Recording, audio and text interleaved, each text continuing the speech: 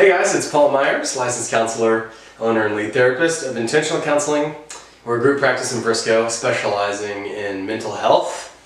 And today I'm going to cover the difference between emotional validation versus emotional minimization. Right? The emotional validation is really a really crucial aspect of therapy that is taught to us in school to be encouraging and validating towards people's feelings, because there's a lot of science that backs up how much emotional healing it brings, how there's changes in our neurochemistry, and that people feel relieved or more whole, and it just kind of helps people resolve emotions overall, to be emotionally validating. So validation is, it doesn't mean you agree with someone. Validation means you give another human being enough space and enough respect to have their own emotions about something. So validation emotionally is telling someone that they have a right to have their own feelings about it, and that you give them space, permission, and respect to have those feelings, and whatever they are, right? Feelings are never wrong in and of themselves, and so when we validate them, it kind of helps resolve some of those emotional needs and meet some of those emotional needs that people are having, and there's a little bit of relief emotionally, a little bit of healing emotionally. It clears them off the docket or off the table. So it's a positive thing. Most people feel better when they get that validation. A lot of customer service representatives, this is a lot of what they do, is just validate the customer's feelings, no matter what they are, because it shows that they respect you and that they value you and that they, allow you space to be human and have your own perception of things. And so validation is very good, very positive for people. Validation does not mean you agree with someone's mindset or philosophy or opinion.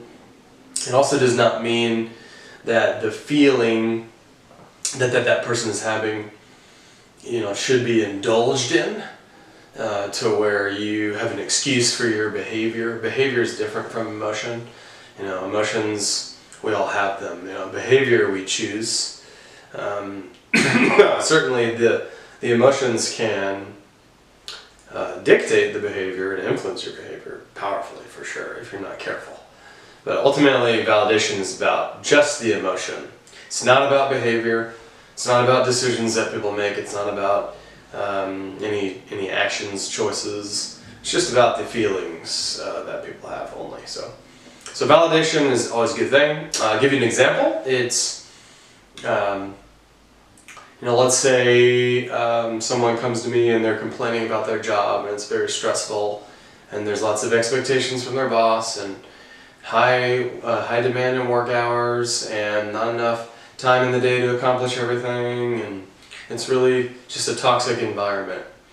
And if I were to validate them, it would be something along the lines of, it sounds really difficult work environment, or I think most people would be having a hard time in that environment, or it's understandable that you're having a hard time at that job, right, given all the circumstances, right?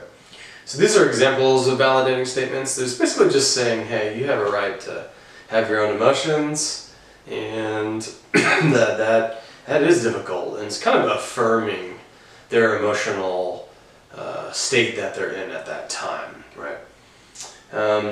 So some people mistake validation as you're supporting someone or you're enabling them to be worse, or to indulge in their feelings, or that what they're thinking is right, and that their way of thinking is correct. Validation has nothing to do with a way of thinking. I see a lot of people, they intentionally don't validate out of fear that they're going to enable and communicate that person's way of thinking is correct, when it really has nothing to do with that. So validation is just saying you have feelings, we all have feelings, you have a right as a human being to have emotion, period. Right, very simple.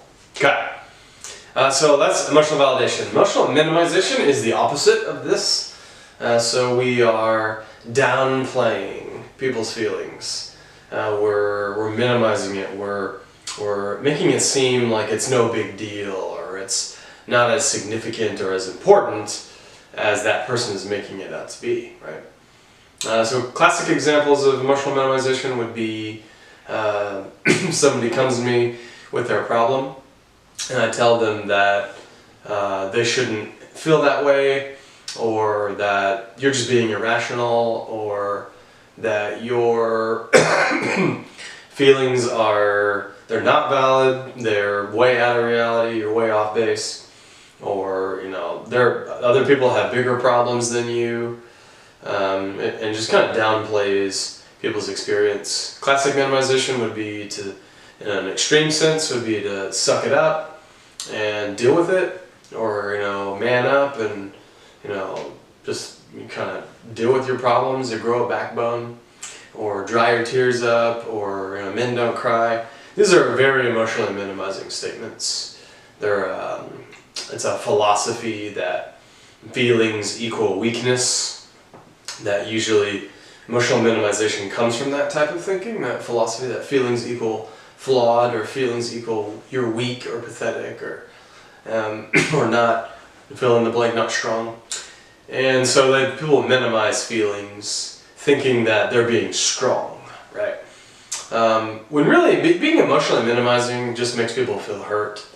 It makes them feel blown over, or ignored or disrespected a lot of the time, and can be really hurtful and feel like rejection emotionally and damage relationships. I see a lot of people that are really logical, just have a logical personality, and maybe they're not the most emotionally intelligent, and so they'll minimize feelings thinking that they're being helpful, or that they're helping an individual be more positive or get out of that negative mindset that they're in. And they may have good intentions, but ultimately it actually ends up having more of a detrimental effect on that individual than a positive one. So that's pretty much those are the examples of emotional validation, which is supporting someone's emotion and encouraging them and giving them that healthy level of respect to have their own feelings, versus an emotional minimization, which is downplaying people's feelings and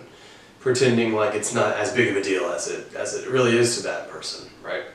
One thing to note is that everyone has their own perception, and that all perceptions are different based on backgrounds, personal experiences, personality traits, and thousands of other factors that really go into making people unique.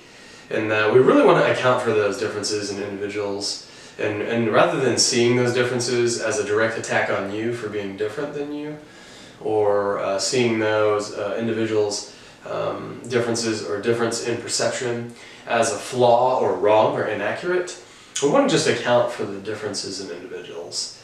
And rather than minimize their perception and their feelings, we can encourage and be supportive overall as a general rule, just to have better relationships and to bring emotional healing to people. So, all right, that is all I have for you today. If you have any examples of this in your life, maybe you've been emotionally minimized in your life, it's hurt you a lot, maybe explain what happened as an example of minimization and how it made you feel, and maybe other people will benefit from that because they can tangibly see the consequences of when you're feeling minimized, and also the consequences positively when you're feeling validated. So leave your comments below. If you have any questions, leave it below. We'd love to hear from you, answer any of those, help you in any way possible. If you don't have a therapist, we'd be more than happy to help you. Either myself or one of the therapists at our practice are available. And until then, thanks for coming by, and take care.